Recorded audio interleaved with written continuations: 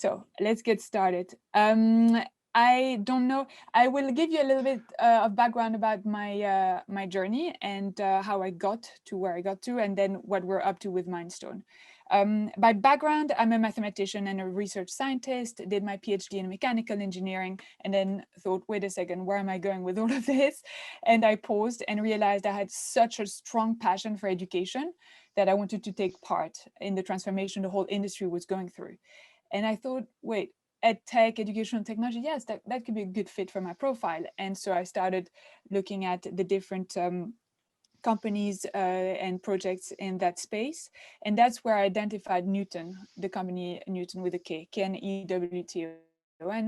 So if you're all in EdTech, I highly recommend you look at their story because they raised $150 million, headquartered in New York, and developed an adaptive learning engine. So see it as an API layer that you plug into any e-learning solution to make it adaptive. So that if you and me go and follow that same online course, we're gonna see different content in real time because the algorithms are gonna know where you need remediation, where I need remediation. So their business model, I'm just mentioning that very high level, but I think it might be interesting for this group, for you. Business model they took was a B2B with publishers. So they're like, we're content agnostic and we are, we're content agnostic. So we power your content and it's your product, and your product UX, UI, design, content. We just are the adaptive sort of API layer in there. So they managed to get as the client Pearson. So you can imagine the data they were able to use there to refine their algorithm. And that's how they were a little bit ahead of the game in that sense. So I don't know if you're familiar, they've got a lot of higher ed products, obviously, and Pearson's got a whole series called My Labs. So my Econ Labs, so it's very American, but I don't know if you came across that. Anyways, these were all powered by Newton. Anyhow, that was the Newton story. Stayed with them for 4 years. I was, by the way, the first hire outside of the US to join the London team. So I was part of the London team looking after European publishers. I'm Belgian, but French speaking Belgian. So I was looking after Hachette and all of the French publishers, Hachette Education, Édition Atier, Édition Didier, and all of that. Stayed with them for 4 years, tremendous learning experience. Just so you know the end story of Newton, they got acquired by Wiley, the publisher, and I don't think investors were it was a very happy outcome for the investors. I think they tried to, the learnings there, they tried to scale too fast, too soon. Time office in Japan, and then I mean it was like all over the place. And I think the market was not ready for this. I mean, the technology they built was tremendous. It was a community of data scientists and engineers. It was all PhD people. So the technology they built was decent, but I think the end user at the end of the day is the teacher or the lecturer that needed to use that product in their classroom. They were not ready for this at all. So I think the go-to-market was the challenge there. And then, I think that will be the main thing. Anyhow, that's the Newton story for you.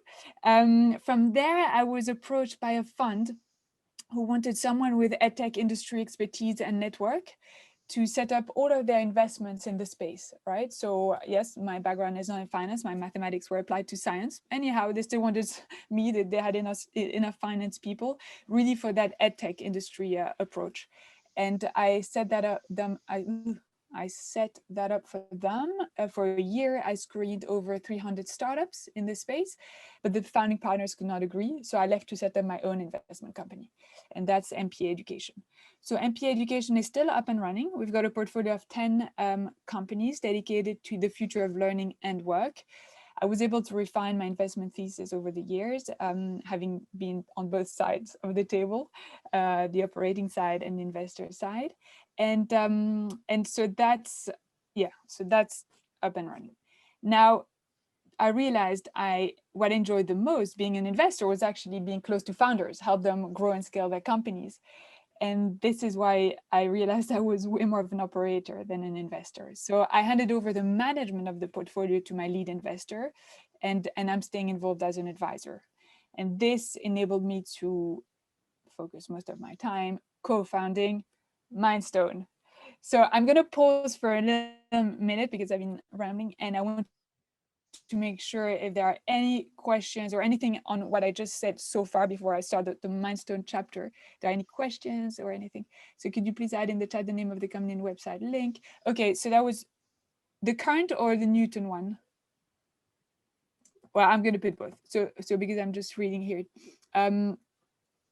Oh yeah, and I'm gonna, Tony, I'm gonna put it, you know what? I'm gonna put it in to everyone so everyone sees it. So the company I was talking about is called Newton. They changed name now, they're called Alta, and they pivoted. So just so you know, after they were acquired by Wiley, they're actually now a Wiley product called Alta, and they power obviously their own content, whether open educational resources, because that's what was happening. Is like, oh, publishers, it's really hard to work with them. So let's just gather all of these open educational resources and curate that and build, a great adaptive learning product we can then sell to institutions directly. So actually they went from B2B with publishers to a DTI, direct to institution model, where they were selling their Alta product, which was the Newton built product with content they had curated directly to higher ed institutions. So that's where they had pivoted towards in the US, while in Europe, we were profitable. So in Europe, we were profitable because we had learned from what was happening in the US, and actually we're after corporate training.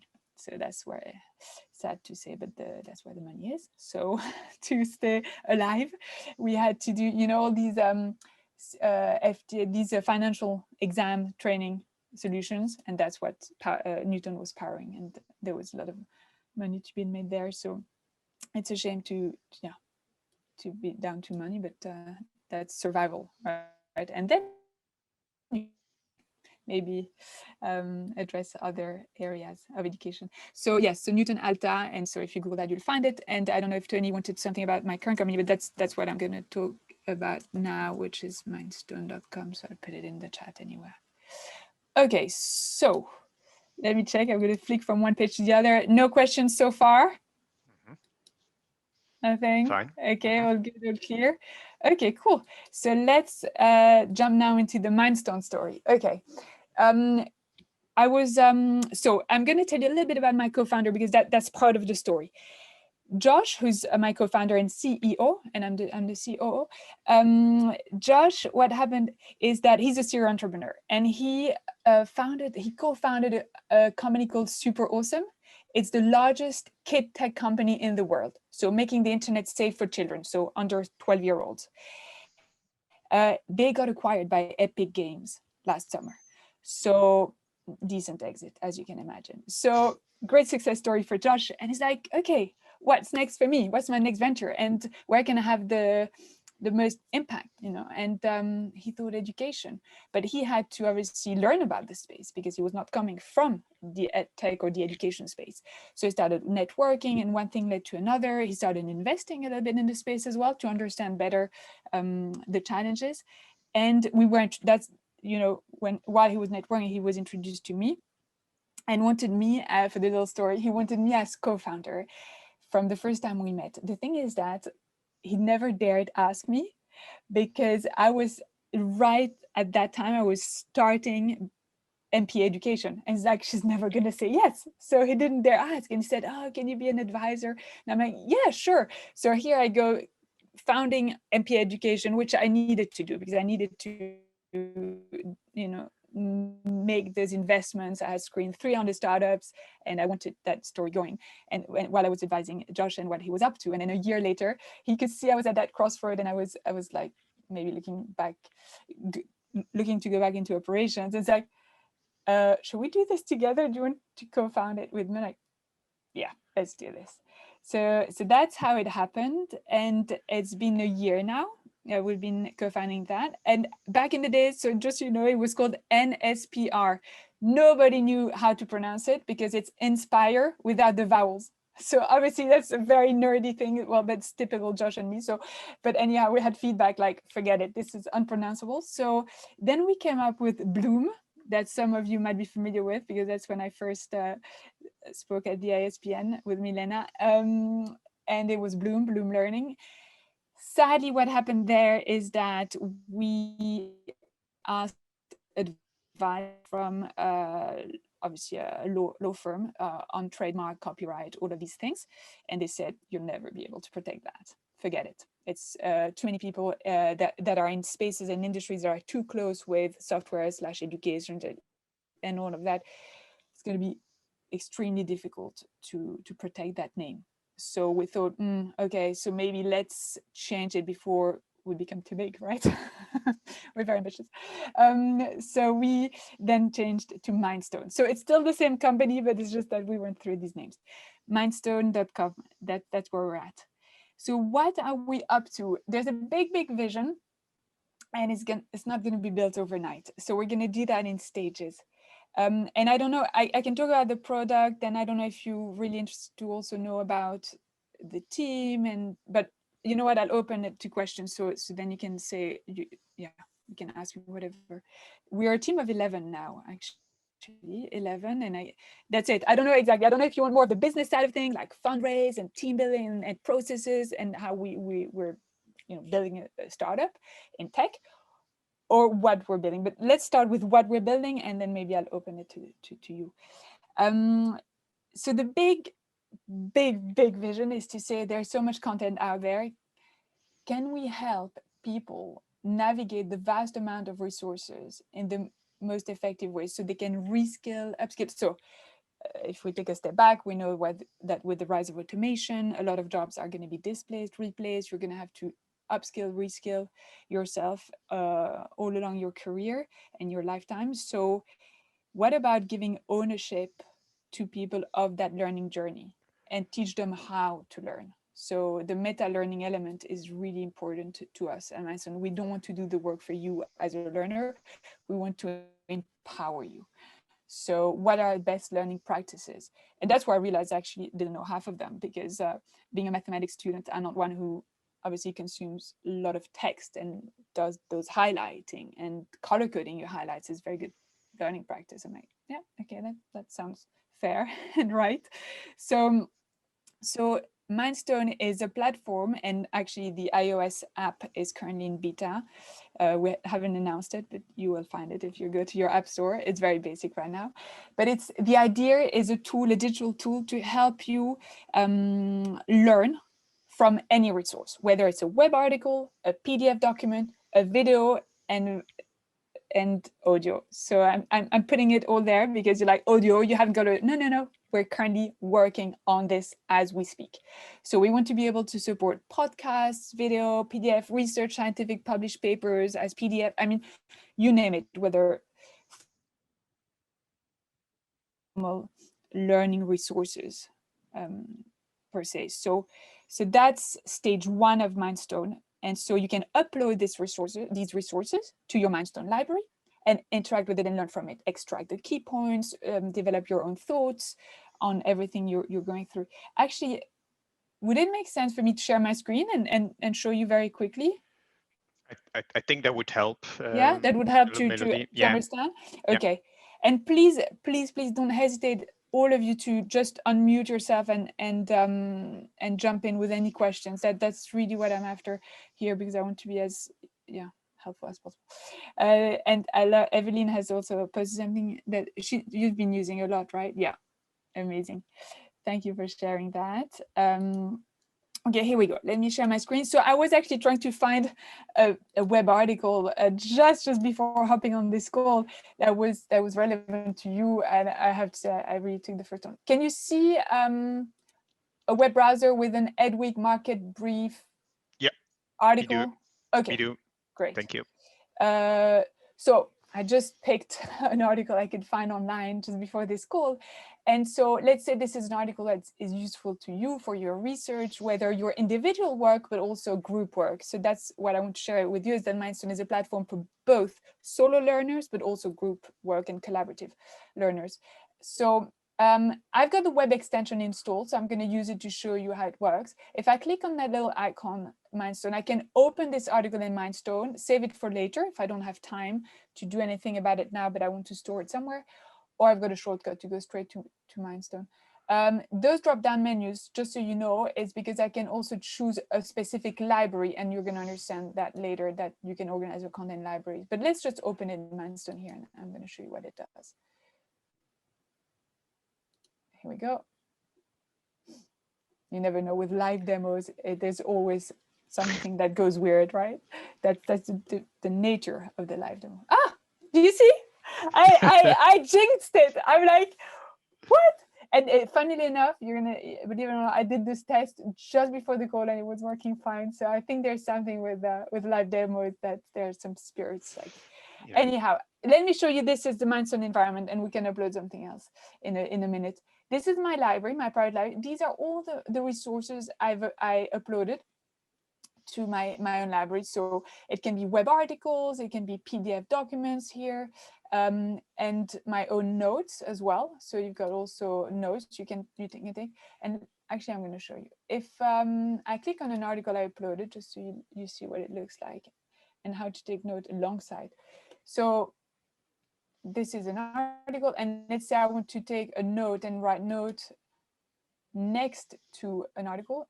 I'm going to click on this little icon that takes take note, and it's going to now prepare a note here. So here I can write all my key points on company culture, etc. And I can resize those panel, and there's a tab system, so I can obviously open more tabs. If I navigate my libraries, here you can see all of the shared libraries. So if I show you the Mindstone libraries, one I share with my colleagues, and this is more for collaborative. So here, yeah, I had uploaded that same article to that shared library with my colleagues because I thought it was an important thing to have in our culture, the gratitude. So these are the members of this library, and collaboratively, we can upload resources in there and comment it and discuss it. So back to the article, if I want to highlight a specific piece here or another one here we go, you can highlight, choose the color of your highlight. Let's say, well, this is whatever important. You can tag. Oh, I'm going to drop that back to the left so I have it in one pane. You can tag any article, say this is about culture, company culture. Here we go, as many tags as you want. Startup. Yeah. And by the way, if I was to create a note now, it would have auto tagged with the same tags and linked as well. So let me show you the note. It's linking resources, so you know where are the source. Where is the source you got your your different data points from. The highlights view is one place where you can see all of your highlights across documents, across libraries, either only your own highlights or the ones from all of the members of the same libraries you're a member of or shared on the same articles. You can, of course, expand, see a bit more context. And this, just for a use case here, let's say I need to write a report, a thesis, a presentation on the EdTech industry. I'm going to say, well, okay, show me all the facts and figures with the tag EdTech. Thank God my co-founder did his tags properly, because you're going to see it's obviously not my highlights because I didn't do my tag properly. It's Josh's highlighted bits here. And so now I've got some data on the EdTech industry, and I've got the source here, and I can go back to my double panel view and write my notes on the side. So that's a use case to take to extract key information. That's the highlights view. So I want to show you also the remember feature. The remember feature, if you need to remember something, but keep it in your long-term memory, because as we know, teaching to the test has got no point whatsoever. Yeah, I'm just looking at the time, that's fine. But let's say you need to even recall information if you're giving a presentation in front of an audience and you just need to have a few things top of your mind and in your memory, you could just create some remember things. So let's say, yeah, I'm just going to do a random one. I'm highlighting it, and then I'm clicking on that remember cloud, and I can, it's sort of a flashcard system. So I can either type a question for which this word would be the answer to, or I just ask for a fill in the blank sort of type of question. So, and then I click add to remember. That's it, it's been saved and it's been added to my remember. And in this section, there's a spaced repetition algorithm. So as you know, there's the science of learning has proven that if you show content at specific interval of, at specific times, so every 2 hours, 2 days, 2 weeks, 2 months, it would be retained in your long-term memory. So that's what we've built behind this. So it's Mindstone who knows when to show you what, and you don't have to worry about it. If, however, so I'm done with my cards for today, but I'm like, oh no, I want to really revise all of them in one go because I've got this presentation tomorrow, or I've got an exam, or I've got something. I can show all and see all of my cards in one go. So I've got only 6 cards in my system right now. This is the one I just created. And I'm like, okay, so this was gratitude. And so I'm like, yeah, correct. And some self-assessment type of thing. So how many, 5%, yeah, got it right. And so you just, of course, with your answer wrong, almost correct of self-assessment, you feed the algorithm, you feed the system. So it knows when to show you that card again. So yeah, so that's that. I think it's fine. I'm going to go through them all, but these are the learning features with the so far. The remember one and the highlights one is quite a useful one. The shared libraries is for collaborative work, and you can create it super easily here. You put the library name and you invite here. And I think I'm going to stop here because I really want to make sure you can ask all the questions you have, and if if you have questions on the product and or the business and things like that. Okay, thank you, Melody. I think that indeed we could go a bit more deeper in the details of the product this afternoon when we are going to the virtual exhibition. But thanks for sharing, first of all, your own story, and then already a glimpse of the product that Mindstone is delivering. I'm just opening the floor now for questions. I see a couple of questions in the chat. I think Milena has a question. Yeah. I had a similar question like Milena, but I let her ask. Okay, I'm going to read them out loud. Yes, okay. I realized I couldn't see the chat when I was starting my screen. So here I go. Okay. I'm back to the chat. Here we go. So Evelyn was saying, I use it and for me it works really well to gather information, make tags and link with notes. You can even share some text. Great, thanks. Milena, same here. Instead of having all my PDFs in folders or bookmarks in my browsers, I have all documents organized by tags, so helpful in the cloud, love it. So by the way, the tagging, it's funny how it's not obvious for everybody, and even I needed a bit of education around what good tagging looks like. So you just have to get into the discipline of tagging category, subcategory, topic, and then you're good. Do you work with any researchers when developing new functionalities to back it up with evidence? Yes, so that's absolutely. So there are 2 different programs we're looking at joining to do exactly that work and get the support of academia to do proper research on how effective our tool is.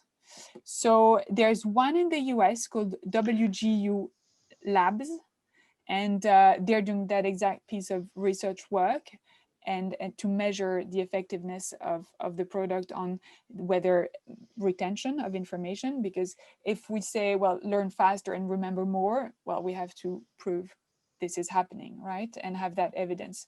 And the other program you're very familiar with, I bet, is the UCL Educate program.